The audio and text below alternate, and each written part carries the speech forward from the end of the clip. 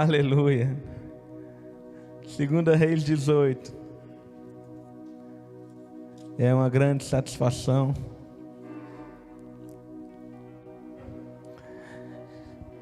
Estou realizando um sonho, irmãos, na noite de hoje. Vamos lá, a partir do versículo 19.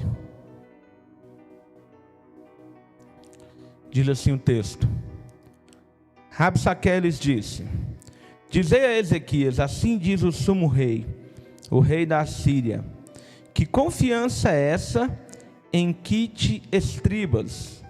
Bem posso dizer-te que teu conselho e poder para a guerra não passam de vãs palavras.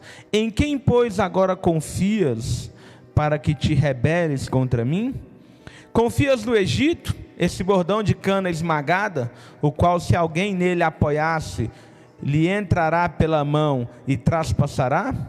Assim é Faraó, rei do Egito, para com todos os que neles confiam.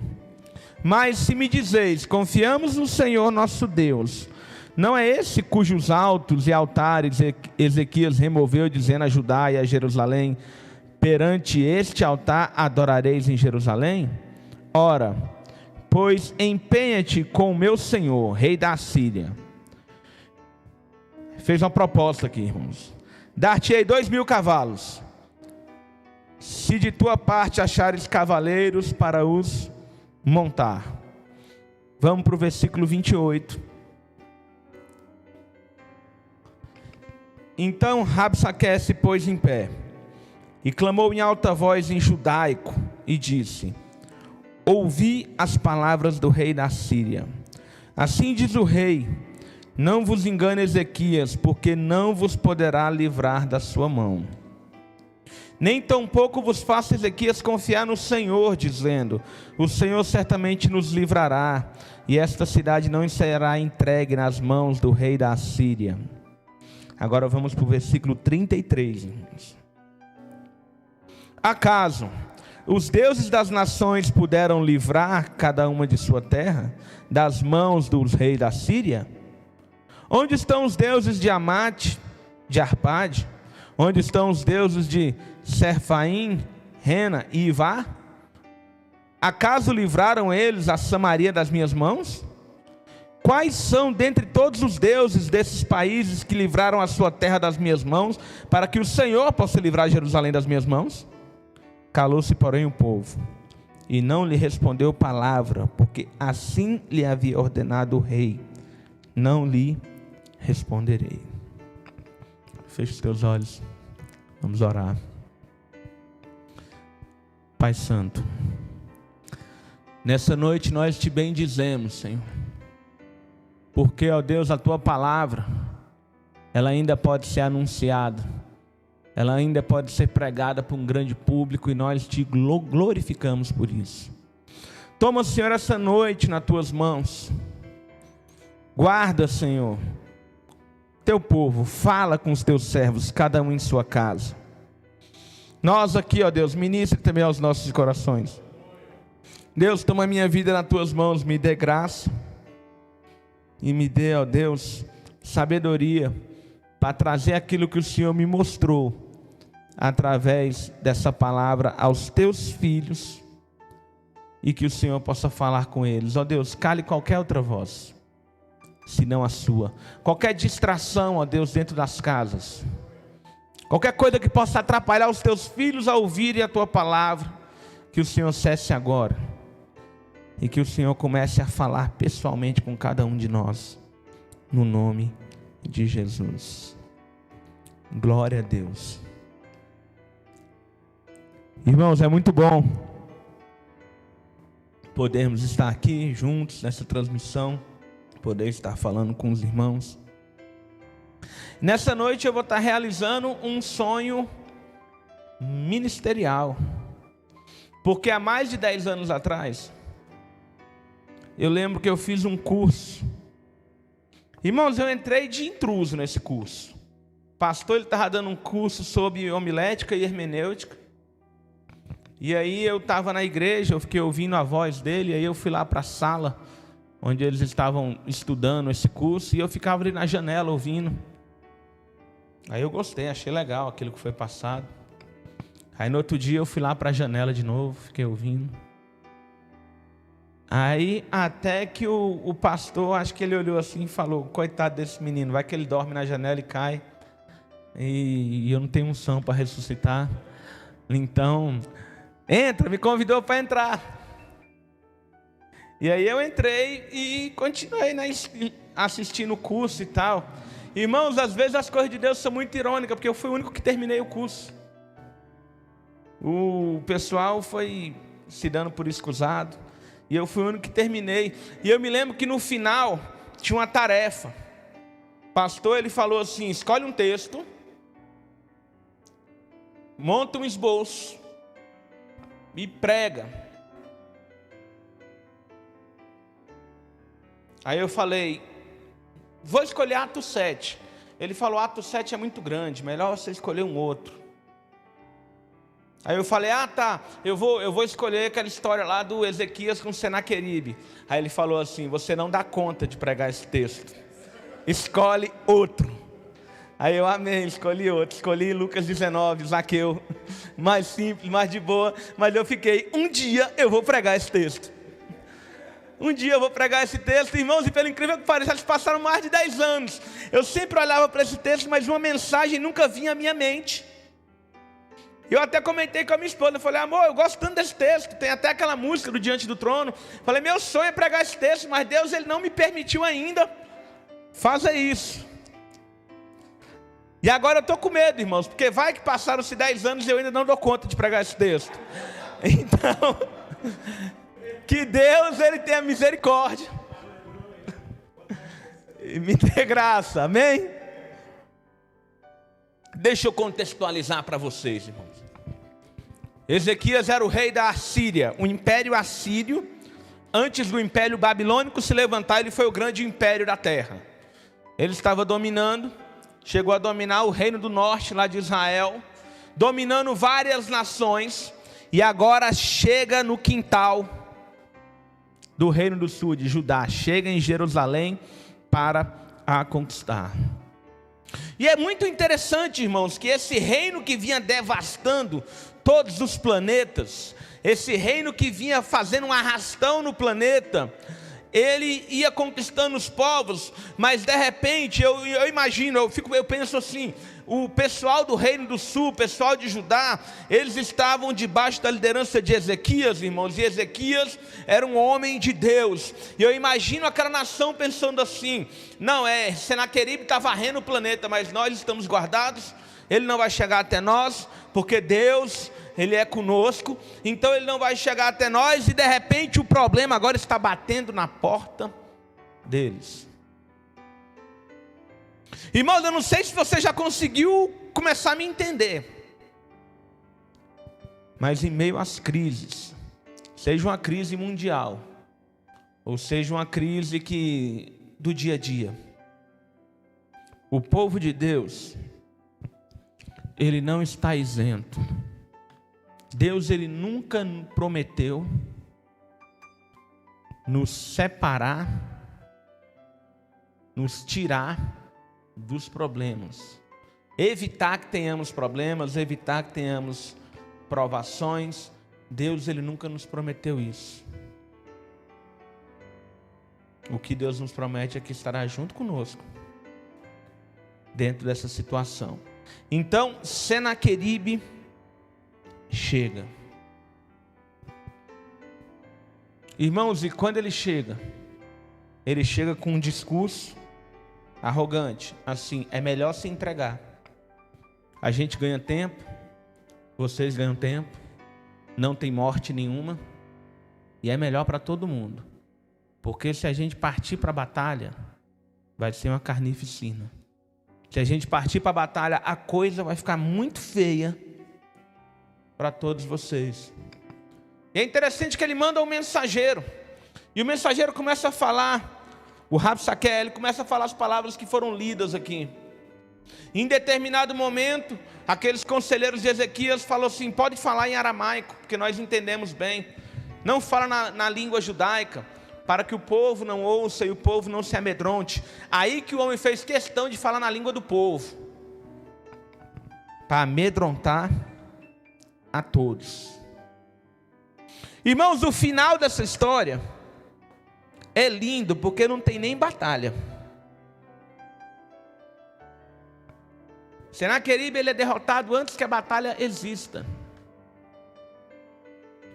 Mas é interessante que o primeiro ponto que eu tenho que abordar aqui é que Ezequias, ele não tinha capacidade nenhuma de vencer essa batalha.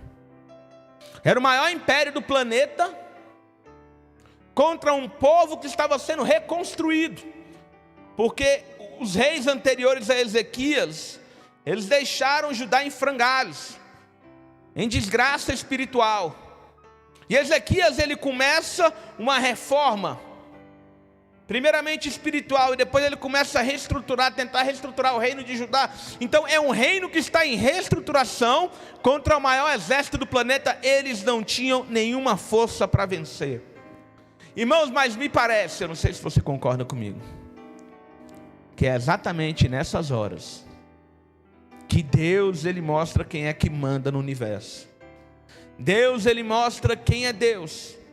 Me parece que enquanto nós ainda temos uma bala na agulha, enquanto nós ainda podemos fazer alguma coisa, parece que Deus deixa a gente fazer. Aí, como dizia aquela música, quando o que é difícil se torna impossível, aí vem Deus. Irmãos, aí aquela mulher do fluxo de sangue, ela gastou todo o seu dinheiro com a medicina, e ela não conseguiu a sua cura. E agora Jesus está passando. E Jesus não está passando, Jesus não está ali por causa dela.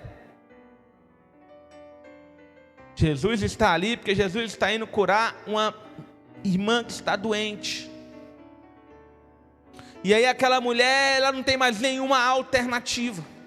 Não há mais nada a ser feito. E aí ela pensa, se eu tocar somente na orla do manto dele, eu serei curado. Ou seja, não havia mais nenhum tipo de recurso, não havia sabedoria humana, não havia mais nada que ela pudesse fazer. Então ela olhou para Jesus e falou: Jesus, o Senhor é a minha última esperança. E Jesus nunca decepciona quando Ele é a nossa última esperança. É como se Jesus olhasse para nós e dissesse: por que não fui a primeira? Você teria economizado tanto dinheiro, você teria economizado tanto tempo. Mas o interessante é que aquela mulher, ao tocar na orla de Jesus, ele parou. Depois Jesus conversou com ela, e ela fez algo. É claro que não foi a intenção dela, mas ela atrasou Jesus. E aí Jesus estava indo curar uma irmã que estava doente, mas ela atrasou Jesus. E agora, quando Jesus está chegando na casa de Jairo, os servos de Jairo saem lá fora e falam: não incomode mais o mestre, ela já morreu. Já se acreditava naquela época, irmãos, assim, para tudo na vida tem um jeito, menos para a morte. Então não incomode mais o mestre, porque ela já morreu. Irmãos, mas quando não tem mais jeito, quando não há mais nada que possa fazer, nosso Deus, Ele mostra quem Ele é. Aí é que Deus mostra quem é Deus. E aí Jesus, Ele é irônico. Jesus, Ele fala assim: ela não está morta, ela só está dormindo. E os caras começaram a rir dele, mas porque para o nosso Deus, irmãos, a morte não é nada mais do que um soninho, que com um simples saculejo Ele nos traz de volta à vida. E Ele salva, Ele traz de volta aquela moça à vida. Me parece também que o Bartimeu, aquele cego, ele não tinha mais nenhuma outra alternativa. Nada podia ser feito por ele. E ele começa a gritar: Jesus, filho de Davi, tenha misericórdia de mim. E ele recobre a vista. A palavra de Deus também fala de um paralítico, que ele estava ali próximo do tanque de Betesda. Ele acreditava que aquele tanque era um tanque curador, que aquelas águas se agitavam e o primeiro que entrava naquelas águas era curado. Só que coitado daquele irmão, porque ele era paralítico, ele era coxo. Então nunca que ele ia ser o primeiro a chegar. O cara que tinha um problema no braço, corria e chegava antes dele. Até o ceguinho com alguém ajudando, corria e chegava antes dele. O que era surdo, corria e chegava antes dele. Todo mundo chegava antes dele, porque o problema dele estava nas pernas, ele não conseguia chegar antes das pessoas. Então ele não tinha outra alternativa. E aí Jesus chega nele e fala: queres ser curado? Irmãos, quando não tem mais jeito, parece que o povo de Deus olha para o céu com mais fé. Parece que a oração ela se torna mais quebrantada. Parece que o clamor ele se torna mais fervoroso. E com Ezequias, irmãos, não foi diferente. Não havia em quem confiar. O Egito, que geralmente era um parceiro, deram a letra do que era o Egito. Uma cana quebrada. Irmãos, é interessante o desafio que é feito para o exército de Judá. No versículo 23. Não tem nem exército. Então para com isso, se entrega logo. Irmão, a palavra de Deus fala no livro de Salmos, capítulo 20, versículo 7. Uns confiam em carros, outros em cavalos, mas nós, porém, faremos menção, glorificaremos o nome do nosso Deus, do Senhor nosso Deus. Então, irmãos, uns confiam em carros, outros em cavalos, mas nós vamos glorificar o nome do nosso Deus. Nós vamos confiar no nome do nosso Deus. Então, irmãos, esse é o primeiro ponto, que ele não tinha nenhuma chance. De repente você olha para um lado e para o outro, e o que você vê é crise, o que você vê é morte, o que você vê é doença, o que você vê é desemprego, o que você vê são as pessoas ficando desesperadas, porque de repente a natureza humana começa a se aflorar, e a maldade humana ela começa a ser exposta, e você fala: que mundo é esse, irmãos? Quando não há mais nenhum tipo de saída, existe um Deus que ainda está no controle da situação. Existe um Deus que ainda é o Deus que se preocupa com essa terra. Haverá um tempo que Ele vai levar a sua igreja, quem vai ficar entregue à sua própria sorte, mas esse tempo não chegou. A igreja do Senhor ainda está na terra, então Deus ainda se preocupa com o seu povo. Então para que Ele vai ser a minha última alternativa, se Ele pode ser a minha primeira? Irmãos, é interessante Ezequias. Às vezes a gente pensa assim, ó. Quando a gente lê o livro de João 14, eu nem passei esse versículo para os meninos. Mas Jesus ele fala assim: e tudo que pedires em meu nome, darei, para que o Pai seja glorificado no Filho. Às vezes a gente pensa assim: opa, então é só pedir, tudo que eu pedir Ele vai dar. Não, João depois ele completa em sua carta: se pedimos alguma coisa segundo a sua vontade, Ele nos faz. Aí de repente você pensa: eu tenho orado pela conversão do meu filho, eu tenho orado pela conversão do meu marido, eu tenho orado pela conversão de não sei quem, e eu sei que a vontade de Deus é que todos sejam salvos. Então por que ainda não aconteceu? Porque, irmãos, não é tão simples assim. Deus ele faz, mas Deus ele faz mediante uma postura. A Bíblia fala: como crerão se não há quem pregue? Não adianta eu orar pelo meu filho e não pregar para ele, porque a fé vem pelo ouvir, e o ouvir da palavra de Deus. Então, irmãos, é interessante que às vezes a gente acha que Deus ele nos ama, e é verdade, que Deus está preocupado conosco, e é verdade, mas existem algumas posturas que Deus ele espera do seu povo. E o Ezequias, é interessante que Ezequias ele tinha um memorial diante de Deus. Irmãos, aquilo que Ezequias estava fazendo para Deus era do conhecimento de todo mundo. Eu vou reler para vocês o versículo 22. Mas se me dizeis: confiamos no Senhor nosso Deus, Não é esse cujos altos e altares Ezequias removeu, dizendo a Judá e a Jerusalém: perante este altar adorareis em Jerusalém. Ou seja, era do conhecimento desse homem, Senaqueribe, que estava preocupado em dominar outras partes do mundo, e de repente ele ouve falar de um cara que se assentou no trono de Judá, e esse cara trouxe uma reforma, e ele trouxe de volta a presença de Deus para Judá. Se até Senaqueribe sabia daquilo que Ezequias estava fazendo para Deus, o que dirá Deus, irmãos? O livro de Hebreus fala que Deus, Ele não vai esquecer daquilo que nós fazemos, do nosso esforço, da nossa dedicação. Tudo isso conta. Irmãos, é um outro texto, seria até uma outra pregação, mas em determinado momento o profeta Isaías chega em Ezequias e fala: Ezequias, a casa caiu, velho.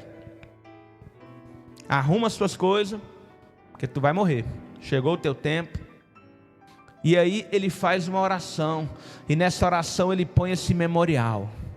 Ele fala: Senhor, tu sabes que eu tenho buscado a tua face, que eu tenho caminhado na tua presença, e eu tenho feito todo o possível para que o seu nome seja glorificado nessa terra. Isaías nem sai do palácio, ele já volta e fala o seguinte: Deus, ele soprou aqui agora, mais 15 anos de vida são te dados. Então, irmãos, esse homem, Senaqueribe, não sabe aonde ele está se enfiando.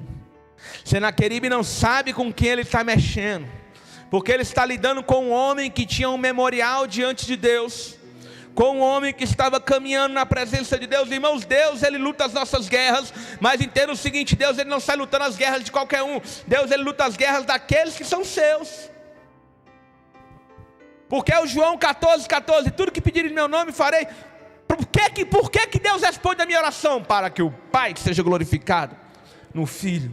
Irmãos, Deus, Ele só responde a nossa oração para que o nome dEle seja honrado, para que o nome dEle seja glorificado, para que a terra saiba que há um Deus poderoso, e esse Deus poderoso nos ama, e esse Deus poderoso quer fazer algo por nós. Irmãos, e no nome de Jesus, em meio à crise, sempre vai se esperar algo de quem tem poderes. Em meio às crises, sempre vai se esperar algo de quem tem Deus, porque ter Deus é ter poderes. E nós vivemos em uma situação hoje, num contexto histórico hoje, onde a humanidade está desesperada, onde tem empresário quebrando e se suicidando, onde o índice de suicídio aumentou, onde agora a maldade humana, ela está sendo exposta como nunca. Ao mesmo tempo que alguns atos de solidariedade começam a surgir, a maldade humana começa a se evidenciar também. A humanidade nunca precisou tanto de Deus. Vamos ler um texto? E eu já preguei esse texto 200.000 vezes para os jovens, mas hoje ele nunca foi tão real. Romanos 8, a partir do versículo 19. Aleluia. Diz assim: a ardente expectativa da criação aguarda a revelação, irmãos, a manifestação dos filhos de Deus. Pois a criação está sujeita à vaidade, mas olha que tremendo, não voluntariamente, mas por causa do diabo, por causa daquele que a sujeitou, na esperança de que a própria criação seja redimida do cativeiro da corrupção, para a liberdade da glória do Filho de Deus. Porque sabemos que toda a criação a um só tempo geme e suporta angústias até agora. O mundo está prostrado, como o mundo da época de Ezequias estava prostrado diante de Senaqueribe. O mundo está em frangalhos, o mundo está derrotado. É tempo do povo de Deus se levantar com a palavra de vida, com a palavra de esperança. É tempo, irmãos, de orarmos pelos enfermos. É tempo de nos levantarmos para falarmos do amor de Deus.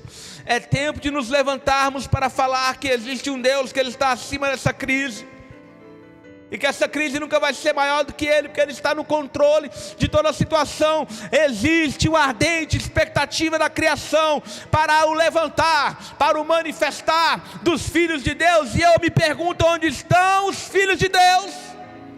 Onde estão aqueles que vão se levantar remando contra a maré e trazendo uma palavra de vida em meio ao caos da morte? Onde você olha nos noticiários, todos os dias morreram tantas pessoas. Onde estão aqueles que vão trazer, que vão remar contra? Fala, Ele vive, e Ele quer mudar a sua história. Onde estão aqueles onde todos os reinos da terra estavam se rendendo a Senaqueribe? Onde está aquele que vai se levantar e dizer, eu não me rendo? Porque o nosso Deus é diferente. O nosso Deus é poderoso. Quem depositava esperança no dinheiro está desesperado. Quem depositava esperança na sua vida social, a vida social acabou, está desesperado. Quem buscava os prazeres desse mundo, muita coisa não está funcionando, está desesperado. Mas quem tem prazer na presença de Deus, irmãos, isso ninguém me tira, disso ninguém me proíbe, disso ninguém pode falar nada. É muito interessante, irmãos, quando nós lemos o versículo 36, que fala que o povo se calou, o povo não discutiu, porque assim Ezequias o havia orientado. O que é que eu aprendo com esse texto, irmãos? Eu aprendo que não adianta eu discutir com o inimigo. O meu assunto não é com o inimigo. O meu assunto não é com o Covid, o meu assunto não é com o diabo, o meu assunto não é com o demônio. Eu não tenho nada a ver com nada dessas coisas, o meu assunto é com Deus. Eu sei que o meu Redentor, Ele vive. A minha aliança não é com homens, a minha aliança é com Deus. Então Ezequias falou, não fala nada, deixa ele cuspir arrogância, deixa ele vomitar ousadia, não responda nada. E o povo assim se calou, porque Ezequias sabia o Deus a quem ele servia. Em determinado momento, um rei, já no cativeiro, o rei Nabucodonosor, ele mandou chamar Sadraque, Mesaque e Abednego e falou, vem cá vocês três, deixa eu bater um papo com vocês. Que história é essa que vocês não estão se prostrando diante da imagem que eu fiz? Mas só porque eu gosto de vocês, porque no passado vocês me foram muito úteis, eu vou dar uma segunda oportunidade. Ao tocar da música, eu quero ver vocês se prostrarem.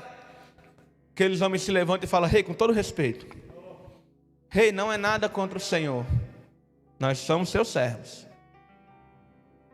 mas nós servimos a um Deus, e com certeza não é aquela imagem. A gente não vai se prostrar. Irmãos, quando eu leio esse texto, eu olho para o Nabucodonosor. Sabe quando o cara está de saco cheio de ouvir falar de Deus? Sabe que tem gente que tudo é Deus? Sabe, eu não sei se você conhece algum crente assim, que ele glorifica a Deus o tempo todo. Ele compra uma casa, ah, Deus me deu. Posta lá no Instagram um carro novo, ah, Deus me deu. E aí, tudo ele está glorificando a Deus. E aí de repente as outras pessoas ficam incomodadas e falam, não, estou de saco cheio de ouvir de Deus desse homem, tudo é Deus. Nabucodonosor está desse jeito. E ele fica irado. E ele fala, aumenta 7 vezes a temperatura da fornalha. Já que vocês falam tanto desse Deus, vamos ver se Ele vai livrar vocês das minhas mãos. Irmãos, eles não discutem. A gente não tem assunto para tratar com o inimigo. Ele só fala o seguinte, eu vou ser sincero contigo, eu não sei se Deus vai livrar a gente não, porque é Ele que é Deus. Se Ele quiser livrar, eu vou te dar um recado, se Ele quiser livrar, Ele tem poder para livrar. Mas se Ele não quiser, Ele é soberano. Mas saiba que diante dessa imagem eu não me prostro. Ele livrando ou Ele não livrando, Ele é Deus. Se ele fizer, ele é Deus. Se ele não fizer, ele é Deus. Ele continua sendo Deus. E a fornalha, eles são lançados na fornalha. Irmãos, a fornalha estava tão quente que os homens que os lançaram na fornalha morreram, queimados com o fogo da fornalha. Mas daqui a pouco, o rei observa que tem 4 homens caminhando. Primeira sessão de bronzeamento artificial da história da humanidade. Eles estão caminhando no meio da fornalha, e aquela fornalha não pode lhes fazer mal. Eu imagino eles olhando e falando: e aí, rei? Cai pra cá. Tá bom demais aqui. Soubesse que era bom desse jeito.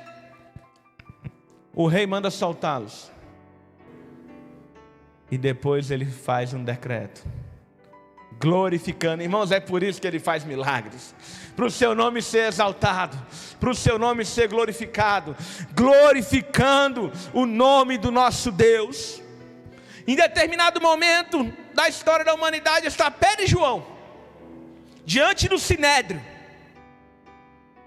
e aqueles homens ameaçam a Pedro e ameaçam a João, e dizem: não quero que vocês falem sobre esse nome de Jesus. Irmãos, não tem discussão com o inimigo aqui. Eles só falam assim: é o seguinte, mais vale obedecer a Deus do que obedecer aos homens.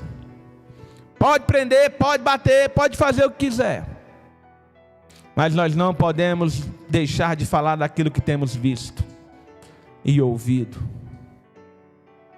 E os homens, eles falam com tamanha ousadia, eles falam com tamanha autoridade, que aqueles membros do Sinédrio olham um para a cara do outro e falam: é melhor soltar esses caras. Se eles continuarem falando aqui, é capaz de eu me converter, e eu não quero saber desse nome de Jesus, não.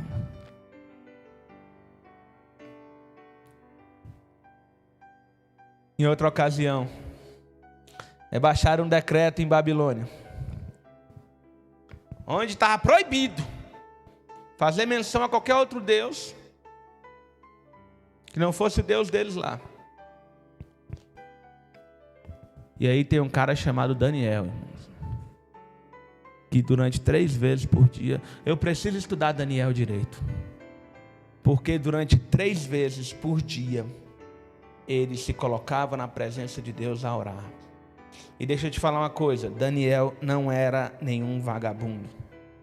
Ele tinha o emprego dele, ele tinha uma jornada de trabalho, mas ele dava o seu jeito, e 3 vezes ao dia buscava a presença de Deus. Às vezes eu começo a estudar, não consigo mais orar 1 vez por dia. Eu começo a trabalhar e não consigo mais orar 1 vez por dia. Eu começo a namorar e eu não consigo mais orar 1 vez por dia. E o rei amava Daniel, mas ele não podia contradizer a própria palavra dele. Então ele olha para Daniel e fala: Daniel, vou ter que te jogar na cova, porque foi o decreto. Mas tomara que o teu Deus, ele te livre da cova dos leões. No outro dia, bem cedinho, o rei Dario, ele vai lá e fala: Daniel, você está aí? Porventura o teu Deus poderia ter te livrado dos leões? Daniel, ele fala: vive, ó rei, para sempre. Eu estou aqui, está tudo bem. Está até brincando com os bichinhos. Passaram a noite sem comer, eu acho que eles estão com fome. O rei Dario pega os acusadores de Daniel e joga na cova. Os caras mal chegam na cova e são despedaçados pelos leões. E aí o rei Dario, ele fala: faça um decreto no dia de hoje, que toda a extensão do meu reino, todos temam e todos tremam diante do Deus de Daniel, porque não há Deus como Ele. Irmãos, um Deus ele faz para ser glorificado. E por que você está falando isso, pastor? Porque, irmãos, se eu não tenho o hábito de glorificar a Deus no bem, se quando está tudo bem eu não glorifico a Deus, nas lutas é que eu não vou glorificar mesmo. E aí Deus muitas vezes ele não vai me dar aquela vitória, porque Ele sabe que o nome dEle não vai ser exaltado. Ezequias é diferente. Ezequias está glorificando a Deus com a sua vida. Ezequias está honrando a Deus com a sua vida. E quando eu honro a Deus com a minha vida, irmãos, e aí eu passo a enfrentar determinada batalha, sabe o que acontece, irmãos? Vamos ler um texto. É o capítulo 19 aí do nosso livro de 2 Reis. Irmãos, isso aqui é tão tremendo que eu vou ler.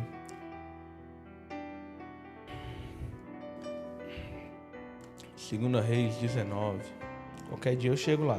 Cheguei. A partir do versículo 20. É Deus falando através do profeta. Então Isaías, filho de Amós, mandou dizer a Ezequias: assim diz o Senhor, o Deus de Israel: quando ao que me pediste acerca de Senaqueribe, rei da Síria, eu te ouvi. Ô irmãos, ele não discutiu com o inimigo, porque o papo dele não era com o inimigo, mas ele entrou na presença de Deus e clamou e falou: eu te ouvi.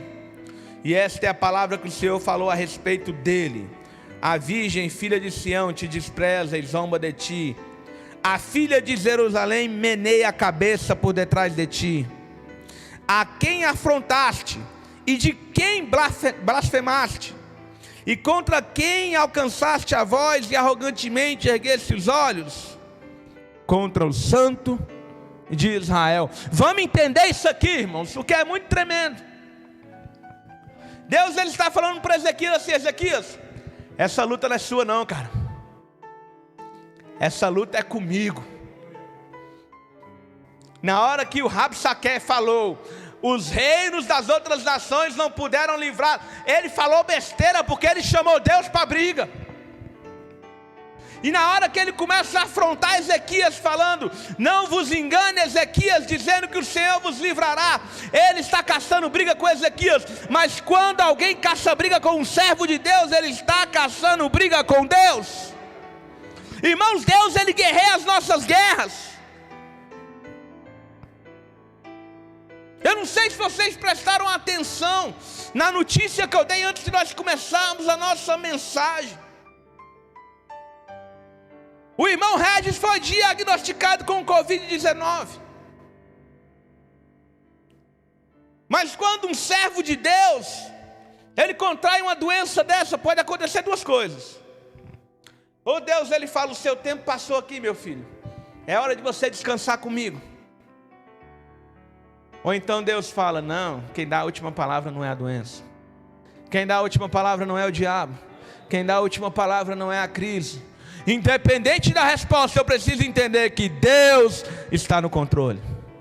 Independente da resposta, eu preciso entender que Deus, ele é aquele que vai trazer a última palavra.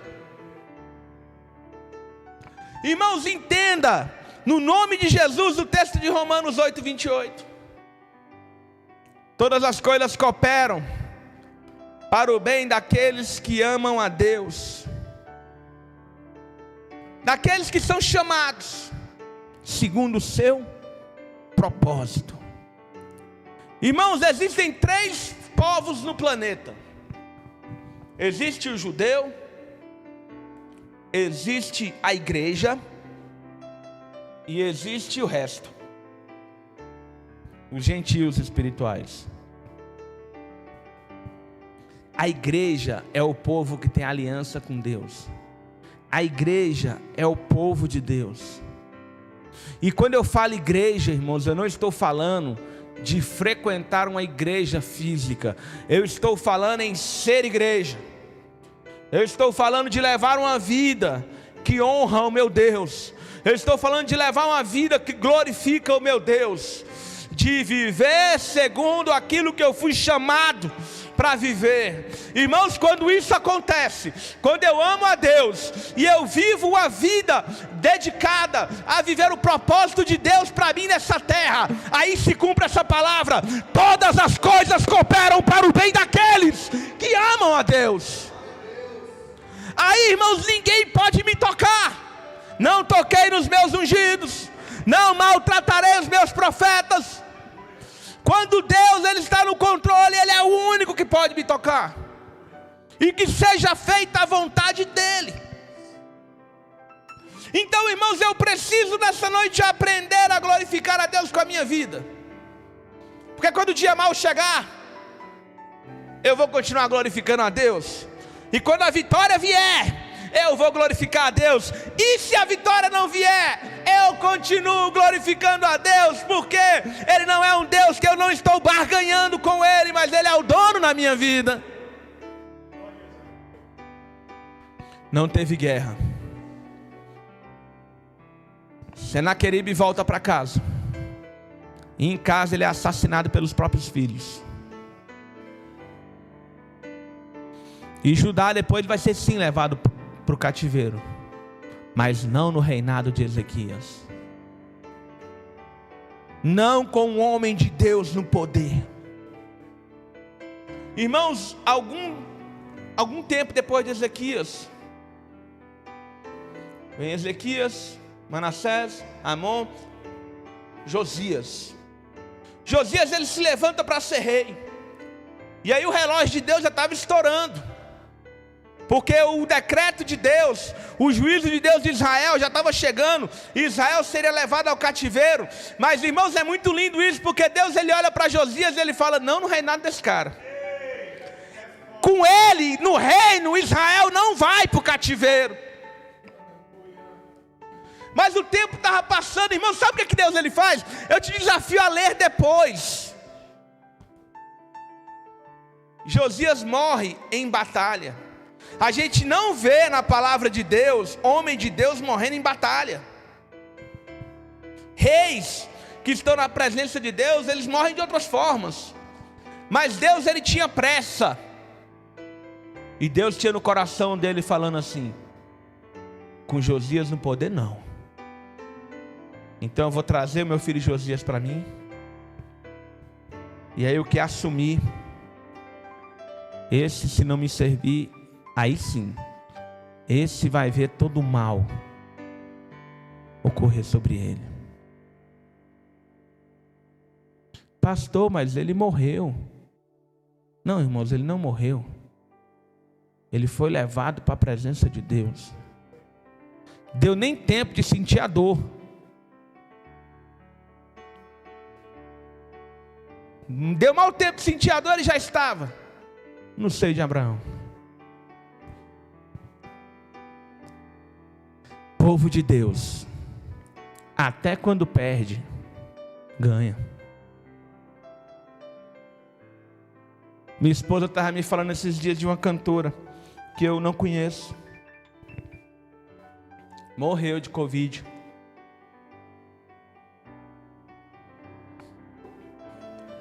E aí minha esposa estava me mostrando um hino dessa cantora, onde no hino ela falava assim: tá tudo bem, adorarei. Está mal, adorarei. Vi uma frase depois: adorarei. Está doente, adorarei. Estou bem, adorarei. Ela tinha alguns problemas de saúde e morreu. E nessa música ela fala assim: quando eu chegar aos céus, adorarei. E com certeza a irmã está fazendo isso agora.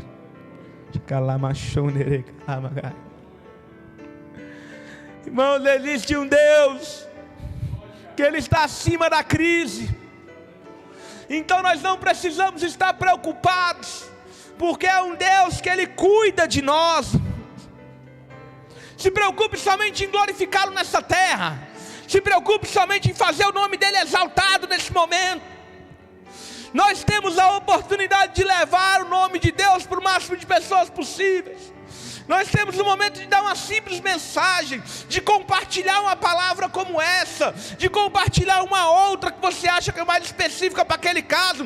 Nós temos a oportunidade de fazer uma ligação, e até mesmo, irmãos, se você for um irmão assim mais corajoso, de fazer uma visita para levar uma palavra de Deus para as pessoas que estão desesperadas. As pessoas estão com medo de morrer, as pessoas estão com medo de quebrar. Os nossos governantes estão com medo do país quebrar. E por outro lado, outros com medo de ter um caos social por causa do vírus. Existe uma ardente expectativa da criação pela manifestação dos filhos de Deus. Onde estão os filhos de Deus? Onde estão os filhos de Deus? O Pablo, uma vez, ele contou uma história, não sei se vocês conhecem, mas ela é mais ou menos assim. Ele tinha um amigo crente, ele ainda não era crente. E depois ele ouve do evangelho de um outro crente. E quando ele tem a oportunidade de encontrar com esse amigo, ele fala: você não é meu amigo. E o rapaz fala: eu sou sim. Ele fala: não é. Por que você está falando isso? Porque você sendo crente, você sabendo que eu estava indo para o inferno, você nunca fez nada a respeito. Eu ia para o inferno e você ia ficar de braço cruzado olhando.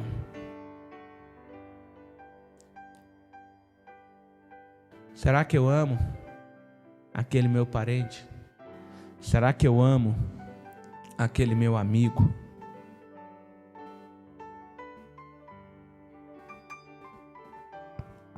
O rei Senaqueribe foi envergonhado. Ezequias, ele foi vencedor. Mas não foi a vitória, entende isso? Não foi a vitória que fez de Ezequias um homem de Deus. Foi o fato dele ser um homem de Deus que trouxe a vitória. Ele não tinha nenhuma condição humana de vencer aquela guerra. Tanto é que nem tem guerra, irmãos. Porque se tivesse guerra ia ser muita roubalheira. Ia ser muita mentira naquela guerra. Os caras iam ter que começar a se matar. Ia ter que acontecer umas coisas muito bizarras. Chover pedra, como já choveu em algumas, para eles vencerem aquela batalha. Então Deus falou: nem vou trazer batalha para não dar muito trabalho. Deixa eu dar logo um fim nesse povo.